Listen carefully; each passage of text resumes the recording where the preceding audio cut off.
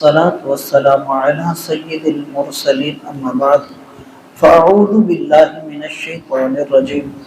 بسم اللہ الرحمن الرحیم۔ اللہ تعالیٰ کے فضل و کرم سے ہمارا یہ درس قرآن جاری ساری ہے انشاءاللہ تعالیٰ العزیز۔ آج ہم سورہ المائدہ آیت نمبر 37، 38 اور 39 سے متعلق سننے کی سعادت حاصل کریں گے۔ سابقہ جو آیت گزری ہے اس میں اللہ تعالیٰ نے کفار کا تذکرہ فرمایا اور کہا کہ جو لوگ ایمان والے نہیں ہیں، کافر ہیں، یہ لوگ جب بروز قیامت عذاب کو دیکھیں گے، اپنی سزاؤں کو دیکھیں گے، تو ان سے اس وقت پوچھا جائے گا کہ کیا تمہارے پاس زمین بھر سونا ہو، خزانہ ہو، تم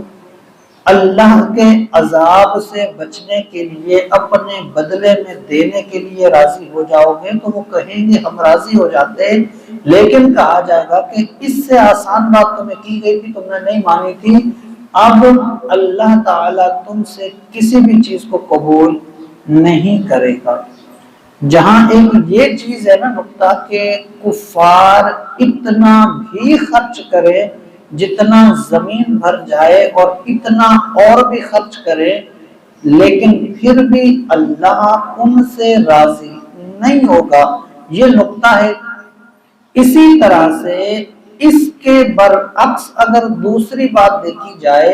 تو مطلب یہ بنتا ہے کہ ایمان والوں کی چھوٹی چھوٹی نیکیاں بھی ہوں گی تو اللہ قبول کر لے گا۔ جہاں کفار کے بڑے عمل قبول نہیں ہوں گے، ایمان والوں کی چھوٹی چھوٹی باتیں بھی قبول کر لی جائیں گی۔ اور اس کی کتنی مثالیں ہمیں ملتی ہیں، بہت ساری ہیں۔ جب ہم سیرتوں کا مطالعہ کرتے ہیں، بزرگان دین کی احادیث کی، قرآن کریم کی تفسیرات کی جب مطالعہ کرتے ہیں، پڑھتے ہیں، تو ہمیں پتہ چلتا ہے کہ کتنے ایسے واقعات ہیں کہ اگر ایک عورت زندگی بھر فحاشی کرتی رہی لیکن ایک نیکی کی، اس نے کتے کو پانی پلا دیا، اللہ نے ایک نیکی کی وجہ سے زندگی کے گناہ معاف کر دیے۔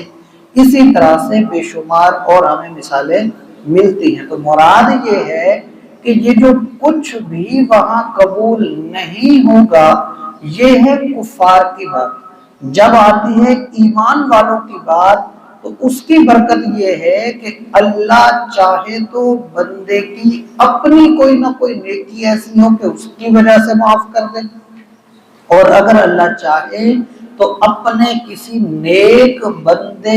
کی وجہ سے معاف کر دے۔ اس کے بھی بہت ساری ہمیں مثالیں ملتی ہیں روایات کے اندر، جیسا کہ جس والدین کے نابالغ بچے فوت ہو جاتے ہیں، آتا ہے کہ بروز قیامت یہ اپنے ماں باپ کو پکڑ پکڑ کے جنت میں لے کے جائیں گے، اور اللہ تعالیٰ فرمائے گا کہ لے جاؤ اپنے ماں باپ کو جنت میں۔ اسی طرح سے جو حفاظ ہوتے ہیں یہ اپنے خاندان کے لوگوں کو بخشوائیں گے۔ اسی طرح سے